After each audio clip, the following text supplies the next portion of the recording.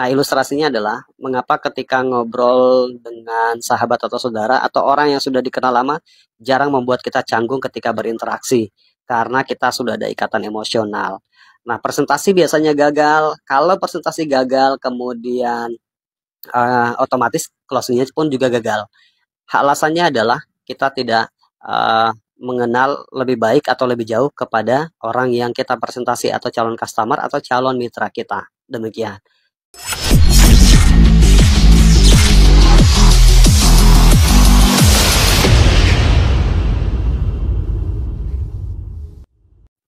Dan kita lanjut ke materi atau pemahaman tentang metode ice breaking atau seni mencairkan suasana, membangun ikatan emosional.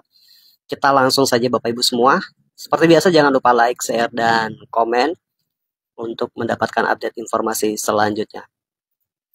Kenapa harus melakukan ice breaking? Kita mesti paham dulu apa saja manfaat atau alasan apa kemudian kita harus melakukan ice breaking sebelum melakukan presentasi ataupun terjadi closing. Orang Indonesia tidak suka ditawari, tapi mereka suka belanja. Nah, ini hukum marketing yang ada di Indonesia. Sekali lagi saya ulangi, kebanyakan orang Indonesia adalah mereka tidak suka ditawari, tapi mereka suka belanja. Dan kita langsung ke hukum yang kedua. Orang Indonesia belanja karena mereka suka dan percaya dengan yang menawarkan. Nah, ini dua hukum konkret yang harus kita ketahui sebelum Anda menjadi sales. Bisnis apapun, penjualan apapun, Anda harus paham ini. Sekali lagi, orang Indonesia tidak suka ditawari, tapi mereka suka belanja atau konsumtif. Dan kemudian orang Indonesia biasanya belanja karena mereka suka dan percaya dengan yang menawarkan. Oke, penghalang terbesar presentasi disebabkan tidak adanya daya tarik atau ikatan emosional antara mitra dan camit. Metode ini bisa kita pakai untuk penjualan apa saja, karena kata guru saya, dengan memahami metode ini, maka kita bisa menjual apa saja kepada siapa saja, yang tentunya barang halal.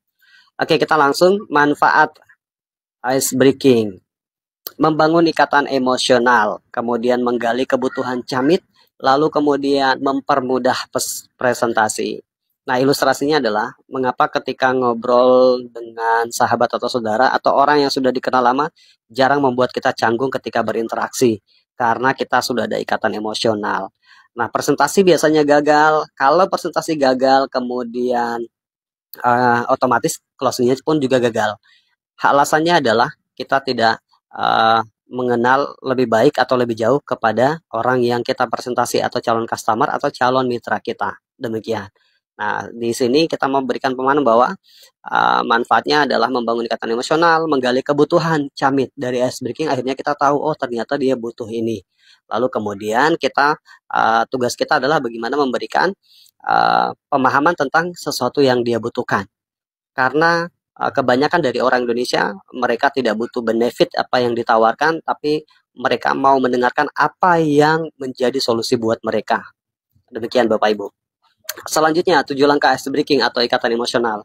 Apa saja yang pertama? Yaitu mencari persamaan. Ketika Bapak Ibu melakukan ice breaking atau basa-basi, kata orang tua kita dulu-dulu, ketika mereka bertanya, diberikan persamaan.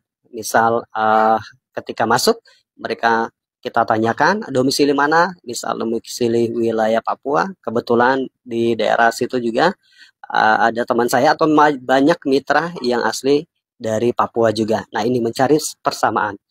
Kemudian selanjutnya singkat saja membuat penasaran.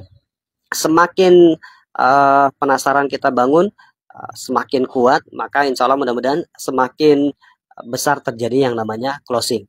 Nah, kalau seumpama kita di awal saja belum bisa membuat penasaran, maka tingkat closing itu kurang maksimal. Contoh ilustrasi sederhananya adalah ketika laki-laki menyukai seorang perempuan. Nah, perempuan itu kalau dia vulgar, dia tidak buat penasaran, maka kebanyakan dari laki-laki ilfil atau hilang feeling. Tapi ketika laki-laki menemukan perempuan yang itu membuat dia penasaran, maka dia akan semakin tertantang untuk bagaimana caranya meluluhkan hati perempuan tersebut. Nah, ini pun dipakai di metode penjualan. Demikian. Yang ketiga adalah sistem tarik ulur. Nah, tarik ulur ini fungsinya buat apa? Supaya terbangun yang namanya ikatan emosional antara kita dan camit.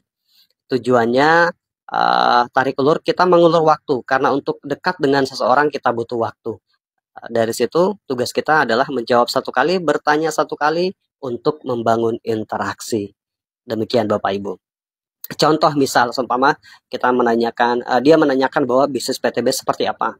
Kita jawab, bisnis ini konsepnya hybrid plan, bisa dikerjakan melalui metode penjualan ataupun membangun tim atau membangun jaringan.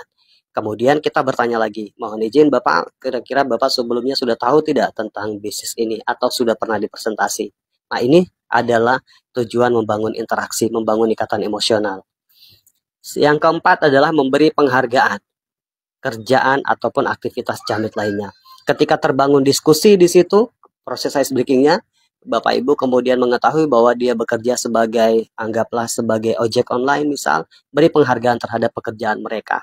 Demikian. Karena memang sunnatullahnya adalah kita bisa saling memberikan support atau memberikan pujian. Walaupun memang pujian yang paling cocok hanya untuk kepada Allah Subhanahu wa taala, tapi di sini kita pun disunahkan untuk memuji orang yang tidak berlebihan sesuai dengan apa yang ada di dalam orang tersebut. Nah, ini penting sekali dalam membangun ice breaking atau ikatan emosional. Oke, selanjutnya adalah memberikan doa. Demikian. Nah, orang Indonesia ini cenderung lebih suka gratisan dan juga diberikan doa. Nah, dari memberikan doa ini akan terbangun ikatan emosional yang lebih cepat atau lebih baik dari sebelumnya. Jadi rajin-rajin kita untuk memberikan doa kepada siapa saja, kepada Camit atau kepada siapa saja, apalagi untuk urusan bisnis kita mesti memakai metode seperti ini. Selanjutnya adalah memakai 3 kalimat sakti, maaf, tolong, terima kasih. Ini guru saya sampaikan dulu, kalimat sakti ini betul-betul sakti. Setiap kali Anda mau melakukan presentasi atau apapun itu, ketika follow up, jangan lupa untuk menggunakan 3 kalimat tersebut, yaitu maaf, tolong, terima kasih. Mohon maaf Pak, saya ganggu waktunya, ke depan nanti saya jelaskan, dan terima kasih atas waktu yang sudah Bapak berikan. Dan minta tolong nanti ketika saya presentasi, Bapak menyimak dengan baik supaya tidak terjadi gagal pemahaman dalam presentasi saya. Nah, di setiap apapun itu, ketika Bapak Ibu mau video call atau apapun, silakan. Mau online maupun offline, silahkan gunakan 3 kalimat sakti ini.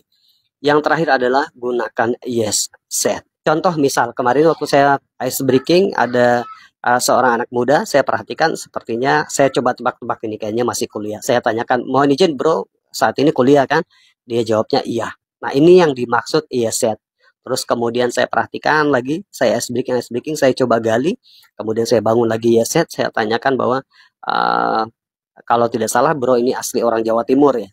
Dia jawabnya, betul Pak, saya asli orang Jawa Timur. Nah, itu yes, yang disebut yes said. Nah, ini pun digunakan di awal atau sesering mungkin kita gunakan pernyataan-pernyataan tersebut yang jawabannya iya. Supaya manfaatnya apa? Kita mau menggiring sama-sama ke dalam zona positif. Demikian.